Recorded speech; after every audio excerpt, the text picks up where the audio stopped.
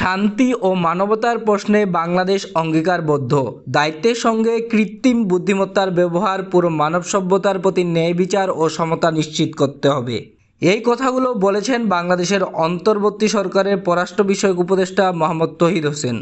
স্থানীয় সময় মঙ্গলবার পর্তুগালের ক্যাসকেসে United Nation alliance of civilization group of friend high level মিটিংয়ের 10ম গ্লোবাল ফোরামে এই মন্তব্য করেন তিনি।